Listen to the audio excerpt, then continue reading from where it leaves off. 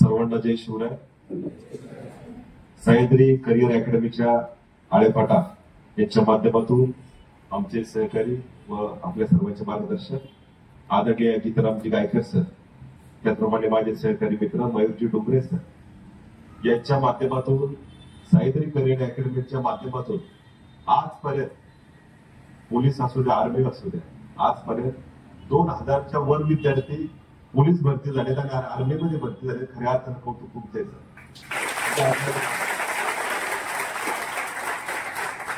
कारण आपल्या जुन्नर तालुक्यात इतक्या मोठ्या प्रमाणात पोलीस भरती आणि आर्मीमध्ये ही जी असंख्य मुलं जी डोळ्यात स्वप्न घेऊन येतात की मी काहीतरी झालं पाहिजे, मी काहीतरी घडलो पाहिजे, या माध्यमातून खऱ्या अर्थानं अकॅडमीच्या माध्यमातून जो प्रयत्न होतोय हा शिवजन्मभूमीच्या दृष्टीने, छत्रपती शिवाजी महाराजांची आपली जन्मभूमी आणि आम्हाला जन्मभूमीला अभिमान आहे की एक सह्याद्री अकॅडमी अशा पद्धतीने चांगल्या पद्धतीने काम करते. कारण मागच्याच वर्षी ज्यावेळेस आम्ही खामुंडेला गेलो सर, खामुंडेला एका कुटुंबात भेट द्यायला गेलो. एकाच कुटुंबात, गरीब कुटुंबातील तिन्ही बहिणी मला वाटतं पोलीस झाल्या आपल्याच माध्यमातून. एकाच कुटुंबात ज्यावेळेस 3 मुली, तिन्ही बहिणी ज्यावेळेस पोलीस डिपार्टमेंट खात्यात सारख्या ठिकाणी जातात, आम्हाला अभिमान वाटतो की आपल्या एक सर्वसामान्य शेतकरी कुटुंबातील मुलगा असू द्या किंवा मुलगी असू द्या, परंतु एक मनापासून असलेला प्रयत्न, त्याच्या डोळ्यातील जे स्वप्न, घरच्यांचा आशीर्वाद, घरच्यांनी पण पाहिलेलं मुलाबद्दलचं स्वप्न ज्यावेळेस आपण पूर्ण करण्यासाठी, ज्यावेळेस आपण सगळ्या पद्धतीने अभ्यास करत असतो, मार्गदर्शन घेत असतो, विविध प्रकारे मोबाईलला आपण अनेक सरांची लेक्चर ऐकत असतो आणि अकॅडमीच्या माध्यमातून ज्यावेळेस आपलं स्वप्न पूर्ण होतं, मला असं वाटतं अनेक विद्यार्थी ज्यावेळेस पोलीस घडून जातात किंवा आर्मीमध्ये जात असतील, चांगले अधिकारी होत असतील, त्यावेळेस मयूर डोंगरे सर असतील किंवा गायकर सर असतील, यांना दुसरं काही नकोय, दुसरं काहीच नकोय मला वाटतं आयुष्यात. कारण मी पण एक शिक्षकाचा मुलगा आहे. ज्यावेळेस सर आमचे आई वडील प्राथमिक शिक्षक आज रिटायर आहे, परंतु ज्यावेळेस आमच्या घरी चांगली मुलं ज्यावेळेस येतात, काय म्हणतात गुरुजी आम्ही तुमच्यामुळे डॉक्टर झालो, काय म्हणतात गुरुजी तुमच्यामुळे आम्ही शिक्षक झालो, काय म्हणतात गुरुजी तुमच्यामुळे आम्ही वकील झालो, हे ज्यावेळेस ते सर्टिफिकेट घेऊन येतात घरी, की सांगायला वारंवार की आम्ही तुमच्यामुळे घडलो, शिक्षकाला दुसरं काहीच आयुष्यात नको असं, फक्त एवढं वाक्य त्या आतुरतेने कानात त्यांना ते ऐकण्यासाठी त्यांचे कान आतुरले असतात की तुमच्यामुळे मी काहीतरी घडलं. आणि ज्यावेळेस तुम्ही हे सरांना येऊन भेटाल, मला वाटतं याच्यापेक्षा दुसरं कुठलं सर्टिफिकेट सर नसावं. गेल्या विधानसभेची निवडणूक झाली. खरं तर तुम्ही सगळ्यांनी निवडणूक पाहिली असेल, अनुभवली असेल. ज्यावेळेस ही 2 महिन्यापूर्वी ज्यावेळेस निवडणूक झाली, माझ्यासारखा एक आदरणीय शरदचंद्रजी पवार साहेबांना दैवत मानणारा कार्यकर्ता, त्यांच्याच पक्षाचा तालुका युवक अध्यक्ष, ज्यावेळेस आम्ही सन्मानाने पक्षाकडे ज्यावेळेस काही भूमिका जाहीर करत होतो की ज्यावेळेस तुम्हाला आयात उमेदवार जर घ्यायचा आहे तर शरददादा सारखा माणूस एक सर्वसामान्य कुटुंबातील माणूस आहे. सर्वसामान्य माणसाला त्या ठिकाणी लढण्याचा पण अधिकार आहे. मागच्या वेळेस ते माझे आमदार राहिले, मग अशा माणसाला पक्षात घेतलं तर काय वावग आहे. खरं तर जरी अकॅडमीचे आपण मुलं असलो, परंतु ही पण वास्तविकता आपल्याला समजली गेली पाहिजे. मी वारंवार पक्षाकडे मागणी केली, जयंत पाटील साहेबांना मागणी केली, खासदार साहेबांना मागणी केली, परंतु पक्ष त्या गोष्टीला अनुकूल नव्हता. कारण मी वारंवार सांगत होतो की शरददादांना पक्ष नाही, शरददादांना गॉडफादर नाही, परंतु निवडून येण्याची चान्सेस हे लोकांच्या मनात आहे, जनमानसांच्या मनात आहे. आपण त्यांना पक्ष दिला पाहिजे, त्यांना नेतृत्व दिलं पाहिजे, परंतु पक्ष वरिष्ठांनी ऐकलं नाही. शेवटी माझ्यासारख्या सामान्य कुटुंबातील तरुणांनी बंड केलं. बंड अशासाठी केलं की सत्वासाठी केलं, तत्वासाठी केलं, की उद्या नियती ज्यावेळेस आम्हाला प्रश्न विचारेल की जुन्नर तालुक्यासाठी एक सामान्य माणूस लढत होता आणि त्यावेळेस नेमकं तू काय करत होता, त्यावेळेस आम्ही सांगायचं नाही आम्ही बांगड्या म्हणून प्रस्थापितांच्या मागे गेलो, आम्ही सांगायचं की आम्ही बांगड्या म्हणून पैशावाल्यांच्या मागे गेलो. होय, आम्ही सामान्य माणसाची लढाई लढलो. शरददादाला आम्ही आज आमदार केले, आम्ही अभिमानाने सांगू शकतो. आणि आज शरददादा जुन्नर तालुक्याचे नवनिर्वाचित आमदार झाले आणि प्रत्येकाच्या सामान्य तरुणाला जे वाढत होतं हीच भूमिका आम्ही मांडत होतो. मी जरी एका पक्षाचा तालुका युवक अध्यक्ष जरी असलो, परंतु ज्यावेळेस माणसाने ज्यावेळेस बंड करण्याची वेळ येते त्यावेळेस ती तत्वाची असली पाहिजे, प्रामाणिकपणाची असली पाहिजे, सत्वाची असली पाहिजे. असा आयुष्यात आपल्या अनेक प्रसंग येते की आपल्याला बंड करण्याला त्यावेळेस बंड करण्याची वेळ येऊ शकते. काहीतरी ज्यावेळेस अनेक जण प्रसंग येतो त्यावेळेस आपल्याला फेस करण्याची गोष्ट ज्यावेळेस येते, त्यावेळेस अशा वेळेस आपण ठामपणे, निर्धारपणे त्या ठिकाणी आपण उभं राहिलं पाहिजे. मी ते सामान्यांचा एक आवाज म्हणून, सामान्य तरुणांचा आवाज म्हणून त्या ठिकाणी ठामपणे उभं राहिलो आणि भर सभेत त्या ठिकाणी सांगितलं की मान शरद पवार साहेबांना परंतु मतदान शरददादांना. हे वाक्य इतकं प्रभावित झालं सर. नक्कीच आदरणीय पवार साहेबांच्या अनेक कार्यकर्त्यांनी हा विचार केला, मतदारांनी विचार केला की एक वेल एज्युकेटेड जुन्नर तालुक्याला आमदार लाभला पाहिजे. त्यांच्या मनातील जे आंतरराष्ट्रीय स्पेस शाळा जी आहे ती आपण लहानपणापासून पाहतोय की ज्यावेळेस आम्ही टेरेसवर सर झोपायचं त्यावेळेस आम्ही इथे वर जाणारं यान पाहायचं, रॉकेट पाहायचं, वरचे ग्रह पाहायचं, चंद्र पाहिजे, तारे पाहिजे. त्यावेळेस आपलं कुठेतरी मनाला कुतूहल वाटायचं, उत्सुकता वाटायची की आपण पण या चंद्रताऱ्यावर कधीतरी गेलं पाहिजे. किती झोपल्यावर किती जवळ वाटतंय चंद्र तारे. परंतु हे स्वप्न ग्रामीण भागातील मुलांनी पाहणं फार अवघड आहे. कारण याच्यासाठी इस्रो सारखी संस्था असेल, नासा सारखी संस्था असेल, इथपर्यंत जाणं, शिक्षण घेणं, या सगळ्या गोष्टी फार पुढच्या गोष्टी. शरददादांनी ते स्वप्न पाहिलं की माझ्या जुन्नर तालुक्यातील शेतकऱ्याचा मुलगा पण सायंटिस्ट झाला पाहिजे, वैज्ञानिक झाला पाहिजे. त्या माध्यमातून त्यांनी आपल्या इस्रो सारख्या संस्थेच्या सगळे मान्यवर मध्यंतरी बोलून घेऊन त्यांना जुन्नर तालुक्यात 10 एकर जागा देण्याचं ठरवलं की त्या माध्यमातून जुन्नर तालुक्यात आंतरराष्ट्रीय स्पेस सारखं स्कूल आपल्या इथं उभारणार दादाच्या माध्यमातून होणार आहे. त्या माध्यमातून निदान बेसिक ट्रेनिंग तरी आपल्या मुलांना मिळालं. जे बेसिक ट्रेनिंग असं स्पेस शाळेसाठी, आंतरराष्ट्रीय वैज्ञानिक शाळेसाठी नक्कीच हे बेसिक ट्रेनिंग आपल्या त्या स्कूलच्या माध्यमातून मिळणार आहे. आणि असं जर स्वप्न पाहणारा, असं जर विजन पाहणारा एक जर माणूस लढत असेल जुन्नर तालुक्यासाठी तर आपण का नको मागे उभं राहिला. हाच माझ्यासारख्या तरुणांनी विचार केला म्हणून आम्ही शरददादांच्या मागे उभं राहिलो. आणि आज खरं तर तालुक्याने इथेच लढवला. खरं तर अनेक पक्ष पुढे महाविकास आघाडी, महायुतीसारखे दिग्गज पक्ष असताना एका अपक्ष आमदारांना निवडून देणं एवढं सोपी गोष्ट नाही. 15 दिवसात रिक्षा काय चिन्ह आलं आणि फॉर्च्युनर विरुद्ध रिक्षेचं लढाई जी झाली आणि रिक्षा आपलं एक सर्वसामान्य कॉमन मॅनचं चिन्ह. कारण सर्वसामान्य माणसाला प्रिय काय आहे तर रिक्षा आहे. रिक्षात बसणारे आपण सगळे प्रवासी आहोत आणि रिक्षा आज जुन्नर तालुक्याने डोक्यावर घेतली आणि रिक्षासारख्या चिन्हातून शरददादासारखा माणूस आज आमदार झाला. खरं तर संघर्षातून प्रत्येक गोष्ट संघर्षाशिवाय काहीच नाही. मला चांगलं आठवते 20 वर्षापूर्वी जर शरददादा जर तुम्ही पाहिले असते, शरद सोने सारखा एक माणूस मुंबईच्या मार्केटला ज्यावेळेस भाजी विकत होता, मेथीची भाजी, धान्याची भाजी, शरद सोनेचं आयुष्य मागचं फार भाजी विकण्यातच गेलंय. आणि भाजी विकणाऱ्या तरुणांनी ज्यावेळेस जुन्नर तालुक्यात येऊन ज्यावेळेस स्वप्न पाहिलं की मला या तालुक्याचा आमदार व्हायचं त्यावेळेस सर शरददादाने एकही माणूस ओळखत नव्हता. हे इथंच लक्ष्मी हॉटेल आहे तुमच्या बाजूला, अरे पाटील चौकात. शरददादा लक्ष्मी हॉटेलला आले आणि ज्यावेळेस चहाचा त्यांनी चहा मागवला त्यावेळेस त्यांनी ठरवलं होतं मला की मला या तालुक्याचा एक ना एक दिवस आमदार व्हायचं. परंतु एकही माणूस ओळखीचा नाही. आपल्या इथं कुठे एवढं मोठं मित्रमंडळ आहे, कार्यकर्ते नाही, पक्ष नाही, परंतु आपल्या तालुक्याचा आमदार व्हायचं हे जे स्वप्न त्यांनी पाहिलं. त्यांनी चहाच्या कामात फक्त एकच विचार केला, त्यांनी चहाच्या कामात स्वतःचा चेहरा पाहिला आणि त्यांनी ठरवलं ह्या जुन्नर तालुक्यात 3.25 लाख मतदार आहेत, मला या प्रत्येक माणसापर्यंत पोहोचायचंय, सामान्य माणसापर्यंत पोहोचायचंय. आणि मला वाटतं त्यांनी इतका केला जो संघर्ष आपण पाहतोय सगळं सामान्य कुटुंबापर्यंत शरददादा गेले, सामान्य माणसं त्यांनी जोडली. त्याच्यामुळे आज जरी पक्ष जरी नसला अपक्ष आमदार झाले, त्याच्या मागचा हा संघर्ष आहे, त्याच्या मागचा इतिहास आहे. शेवटी संघर्षाशिवाय काहीच नाही, कष्टाशिवाय काहीच नाही. अनेक मोठी उदाहरणं आपली देता येतील. खरं तर डॉक्टर अमोल कोल्हे जे खासदार झाले त्यांच्या गावातील आम्ही ते आमचे भूमिपुत्र आहे. आम्हाला नक्कीच अभिमान आहे खासदार साहेबांचा. कारण ज्यावेळेस छत्रपती शिवाजी महाराजांचा इतिहास, छत्रपती संभाजी महाराजांचा इतिहास ज्यावेळेस सिरियलच्या माध्यमातून 142 कंट्रीमध्ये, 142 देशामध्ये खासदार साहेबांच्या माध्यमातून पोहोचवला गेला त्यावेळेस एक आम्हाला अभिमान वाटतो. दुबई सारख्या माणसात, दुबईला किंवा लंडनला बसून माणसांनी छत्रपती संभाजी महाराजांची मालिका पाहिली आणि जो खरा इतिहास होता छत्रपती संभाजी महाराजांचा तो आज जगासमोर आला. खरं किती योगावरी बघा सर. आज छत्रपती संभाजी महाराजांचा मला वाटतं राज्याभिषेक दिन आहे आणि खरोखर या गोष्टी माध्यमातून माझ्यासारख्या कार्यकर्त्यांनी सांगलं म्हणजे खरोखर मला एक गोष्टीचा अभिमान वाटतो की खासदार साहेबांच्या माध्यमातून छत्रपती संभाजी महाराजांबद्दल जे खरं तर जगभरात त्यांनी केलेला जो मांडलेला जो इतिहास होता किंवा जो खरा इतिहास होता तो आज सगळ्या आपल्या तरुणांसमोर आला. नाही तर छत्रपती संभाजी महाराजांना आजपर्यंत अनेकांनी बदनाम केलं, अनेकांनी बदनाम केलं, परंतु खरे इतिहास काढणारे क्वचित लोक होते. त्याच्यामध्ये आपले खासदार साहेब होते.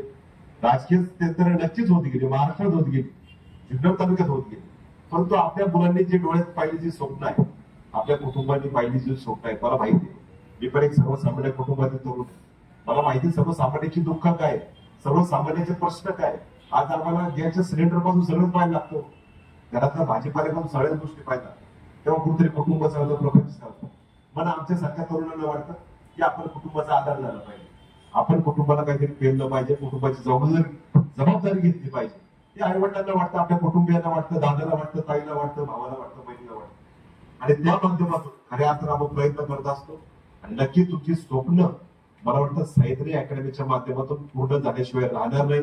याचं तुम्ही किंचितही निश्चितपणे कुठली शंका बाळगू नका. फक्त प्रयत्न करत राहा. कारण हे दोन्ही मार्गदर्शक तुमचे आशय तुम्हाला लाभलेत. हे आमचे जवळचे सहकारी मित्र आहे.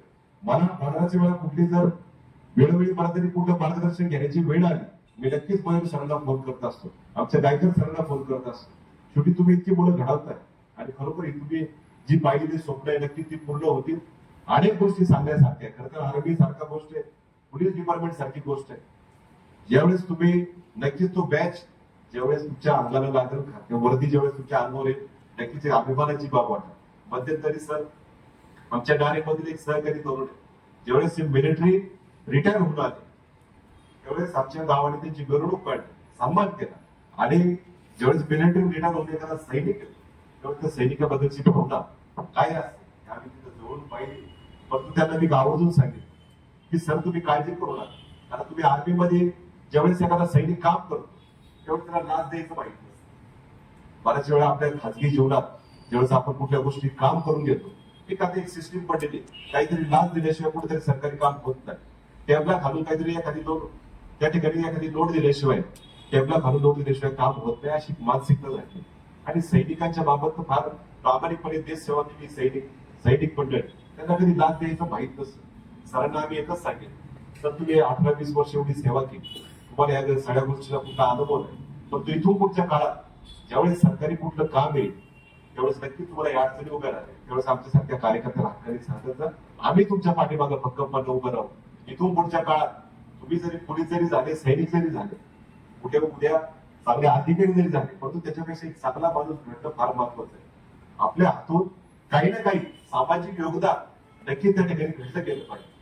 मी खरं तर आमदार साहेबांच्या जरी जवळ असलो किंवा इतर अनेक नेते मंडळीचे जरी जवळचा सहकारी जरी असलो, पण तुम्ही एक दवाखाना किंवा हॉस्पिटल क्षेत्रात काम करणारा कार्यकर्ता, मला यावरून तुम्हाला सांगायचं इथं बसले माझे अनेक सहकारी बंधू आणि भगिनी बसले, तुम्हाला माहित पाहिजे नेमका हा नेमका काम काय करतोय.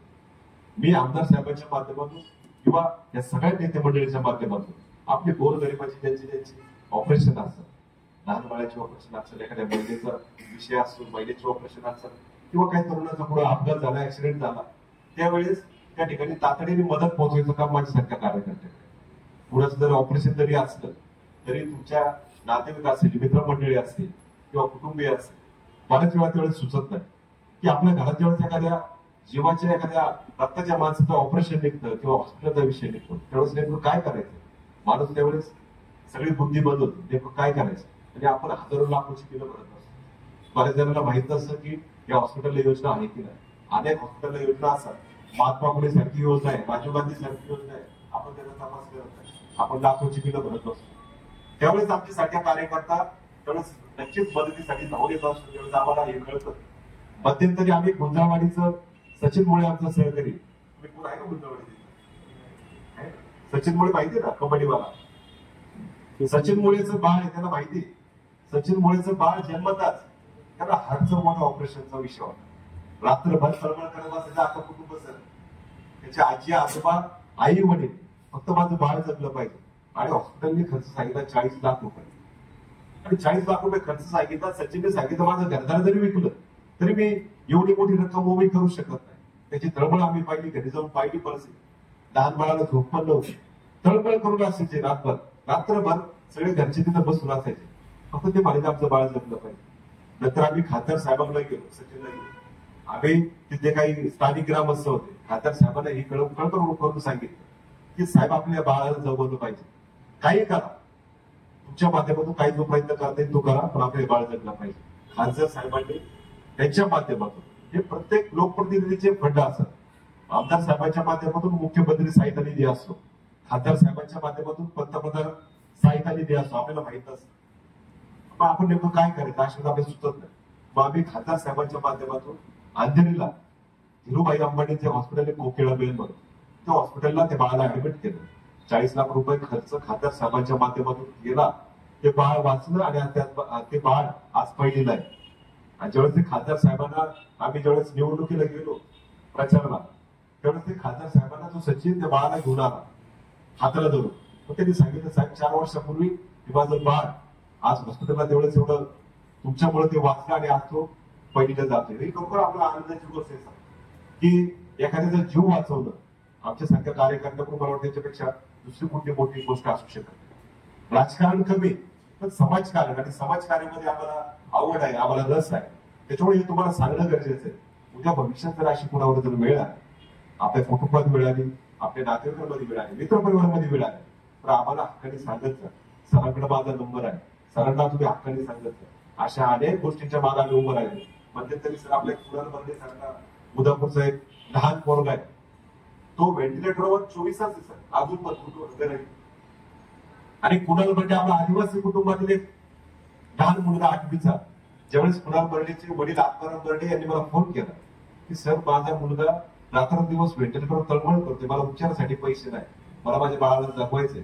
सायकलवरून पडला आणि जीबीएस आजार झाला, दुर्मिळ आजार आहे जीबीएस. आणि कुणाल तेव्हापासून व्हेंटिलेटरवर गेले. आम्ही घरी गेलो, परिस्थिती पाहिली, तुम्ही ती बातमी पण पाहू शकता. जुन्नर टाइम्सला कुणाल बर्डेची बातमी बऱ्याच पाहिली पण असेल. आणि ज्यावेळेस आम्ही घरी परिस्थिती पाहिली की घरीच एक व्हेंटिलेटर लावलं, तिथं ते बाळ झोपवले एका झोपडीमध्ये आणि आई वडील उपचार करतात. किती वाईट परिस्थिती की फक्त पैशा अभावी जर पोराशी जर घरी उपचार घेत असेल, आम्हाला ते मला फार वाईट वाटलं.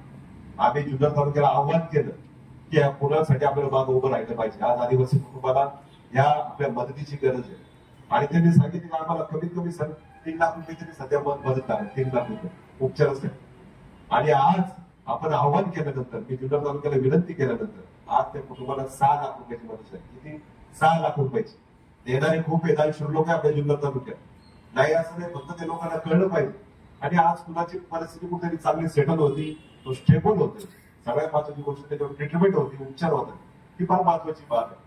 हे सांगण्याची परिस्थिती का, आज जरी आपण सह्याद्री अकॅडमीच्या माध्यमातून इथं वेगळं जरी प्रशिक्षण घेतलं तरी असतो, शिक्षण घेतलं तरी असतो, परंतु आयुष्यात अशा अनेक प्रसंग येतात तेवढे सुचत नाही. अनेक मी रुग्ण कल्याण समितीवर मी सदस्य नारायणगावला. रात्री बेरात्री मला 2-3 वाजता फोन येतात की आमच्या भगिनीची, आमच्या बहिणीची डिलिव्हरी करायची, आमच्या पत्नीची डिलिव्हरी करायची, साहेब सिझर करायचे, सर सिझर करायचे.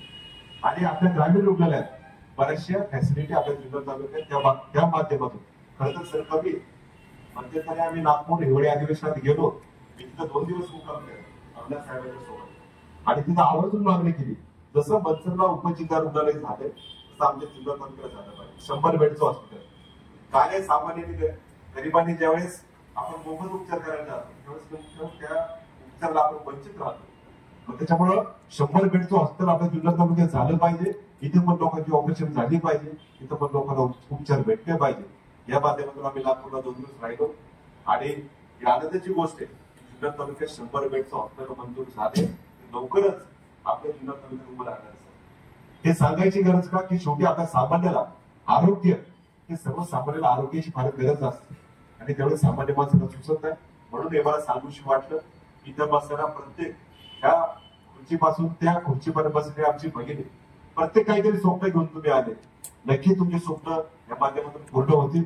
उद्या तुम्हाला भविष्यात आमदार साहेबांच्या माध्यमातून जरी कुठली मदत लागली, उद्या पोलीस स्टेशनच्या माध्यमातून जरी मदत लागली, महिला भगिनीचे अनेक विषय असतात, मुलींचे अनेक विषय असतात, बोलता येत नाही, शेअर करता येत नाही. आताच मगाशी 10 मिनिटापूर्वी मला एक भगिनी भेटली द्यायची. मला म्हणजे महिला आयोगाकडून मला मदत पाहिजे सर. तिला आता मी जस्ट पोलीस स्टेशनला सोडून इकडे जातो. महिला आयोगाला आज रुपालीताई चाकणकर काम करतात. महिला आयोगाची काय मदत लागते महिलांना, मुलींना? कारण ज्या गोष्टी आपल्याला बोलता येतील ते महिला आयोगासमोर त्या सांगायला लागतात, मांडाव्या लागतात. अनेकांचे अनेक विषय असतात. आता त्या भगिनीला मी तिथं पोलीस स्टेशनला सोडून आलो, महिला आयोगाची त्यांना मदत करून दिली. हे सांगायचं तात्पर्य काय, उद्या भविष्यात जरी आपल्याला कुठला प्रसंग जरी आला, मला माहिती तुम्ही शिवजन्मभूमीच्या सगळ्या मुली आहात, सगळ्या छत्रपती शिवाजी महाराजांचे जन्मभूमीतले आपले सगळे हे बांधव आहेत. त्याच्यामुळे लढणं हा इतिहास आपल्या जन्मभूमीचा आहे. हा संघर्ष हा इतिहास आपल्या जुन्नर तालुक्याचा आहे. त्याच्यामुळे उद्या आयुष्य जरी कुठली वेळ जरी आली, लढण्याचा इतिहास आपल्या प्रत्येकाला एवढं लक्षात ठेवा. आपण लढायचं, लढण्याशिवाय काही नाही, लढण्याशिवाय कोण काय आणून देणार नाही. प्रत्येकाला लढावं लागेल. कुठलाही प्रसंग होईल आपण लढावं लागेल. कुठला आणीबाणीचा जरी प्रसंग आला, उद्या तुम्ही एखाद्या 45-50 डिग्रीच्या जरी तापमानात जरी उभे राहिले सैनिक म्हणून, किंवा हिमालयाच्या -डिग्रीच्या जरी बर्फात जरी उभे राहिले, परंतु अनेक वेळा असे प्रसंग येते त्यावेळेस तुम्हाला नक्कीच त्यावेळेस छत्रपती शिवाजी महाराजांची भावना लक्षात घेऊन छत्रपती शिवाजी महाराजांचा इतिहास लक्षात घेऊन आपल्या लढावं लागेल. मग कुणी मागं फक्त आठायचं नाही. तुमच्या मागं आम्ही आहोत, काळजी करू नका. उद्या शिक्षणासाठी जरी कोण आर्थिक परिस्थितीमुळे जर शिक्षण घेऊ शकलं नाही तरी पण आम्हाला हक्काने सांगितलं शिक्षण आणि आरोग्य या गोष्टीवर भर देणारा आम्ही कार्यकर्ते आहोत. आमदार शरददादांच्या माध्यमातून असेल किंवा अकॅडमीच्या माध्यमातून असेल, आमच्या वैयक्तिक माध्यमातून असेल, नक्कीच आम्ही तुमच्या मागे कटिबद्ध राहू. हेच मी या निमित्तानं सांगतो. इथं आल्यानंतर फार आनंद वाटला. मागच्या वेळेस पण सर एकदा येऊन गेलो. मयूर सरांनी असेल किंवा आमचे गायकर सरांनी असेल जो आमचा मान सन्मान केला त्याबद्दल मी अकॅडमीच्या मनापासून खरं तर आभार व्यक्त करतो. माझ्या समितीने आमचा राया असेल त्याला पण काहीतरी सर अधिकारी व्हायचंय, त्याला म्हणलं तू आवड तुझे सगळ्या मुलांना भेट, आमच्या सरांना भेट, त्याला पण कुठेतरी त्याच्या मनात स्वप्न आहे, त्याला पण अभ्यास करायचा. प्रत्येक जवळ सगळा अनुभव सगळी मुलं कशी अभ्यास करतात, सर कसं मार्गदर्शन करतात.